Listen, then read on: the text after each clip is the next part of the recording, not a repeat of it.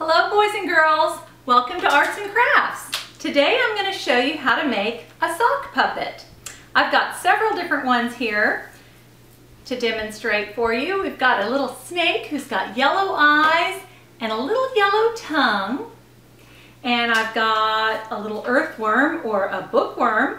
I usually like to refer to him as a bookworm because he loves to read.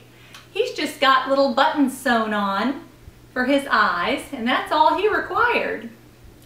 And I had just glued on the little googly eyes for our snake, and I actually stitched the little tongue underneath with needle and thread, and it's just a piece of felt that I cut to look like a little tongue.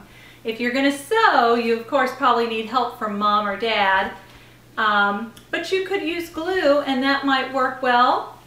Here's a little puppy dog, and we just glued the little bit of yarn on top. He's got googly eyes, and a marker made his little dots, and then a little bit of just a little button and I think some hot glue for his nose, and then hot glued on the cardboard for his mouth. But if you're going to be doing hot glue, of course you'd have to have mom help with that. But you could use Elmer's glue too, school glue, if you just let it dry for a long time before you actually start playing with it.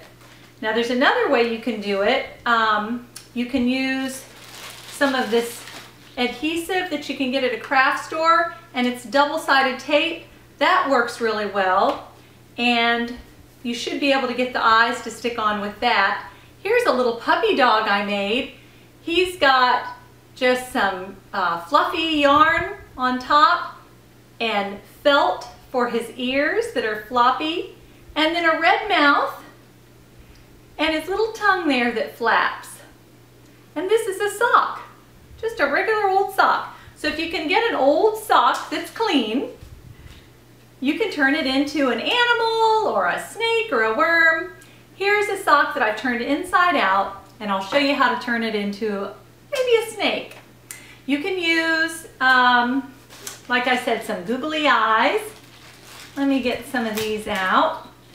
Some of them come with adhesive on the back, and you can peel them off of a sheet and they're sticky. Those would work well, but these are not sticky to begin with, so I'm going to use some of this double-sided tape, and it just comes off easily. It rolls on to the surface of whatever you're trying to put it on.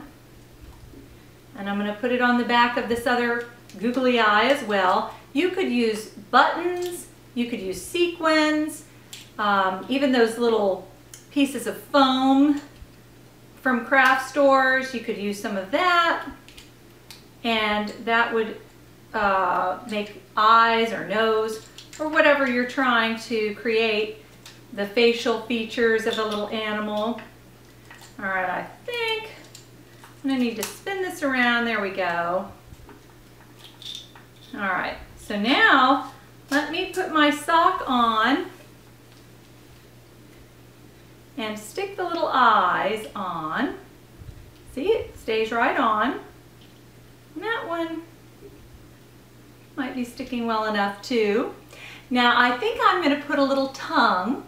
So I'm going to take my scissors and carefully snip just a little tiny hole in the end of the sock. You can fold the sock like that and just snip and snip just right near each other, maybe a 1/4 inch apart, the two little snips, tiny little holes. And I'm going to take a piece of pipe cleaner. I've got several different colors, and I just took my wire cutters and cut about 2 inches. I'm going to fold it like that or bend it, and I'm just going to stick it through the little holes that I made with my scissors and thread it through 2 different little holes. You'll see I'm just having to push it through to make his tongue. And then I've bent the little pipe cleaner back together to hold it in place, but they're just 2 little snips at the end of the sock to make 2 tiny holes that I could thread the little pipe cleaner through, and so that's his little tongue. Now I've made a snake. You can put ears, you can put noses, You can make a smiley. This sock had the threading right there in the toe of the sock, so it kind of looks like a mouth, but I kind of wanted to have his little tongue there. So I'm not going to use the thread. I'm just going to hold that underneath. Anyway, you can do all kinds of fun things with sock puppets. You can put on a puppet show with your family. And come to the library to get some books. If you read a story, you could put on a show of whatever story you read. Here's a story about a snake. It's by Tommy Ungerer, and it's called Crictor. It's an old-time favorite that I've liked for a long time. We have a couple of copies at Temple Terrace branch, so come and get one of those. Here's Big Trouble for Tricky Rabbit, retold and illustrated by Gretchen Will Mayo. This has a lot of fun animals in it.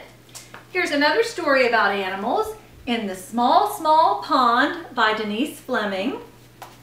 And A Farmyard Song, an old rhyme with new pictures by Christopher Manson. And this is that old song that you can sing as you're reading the book. I hope you'll make a sock puppet and come get some books from the library. Thanks for joining me today. So long.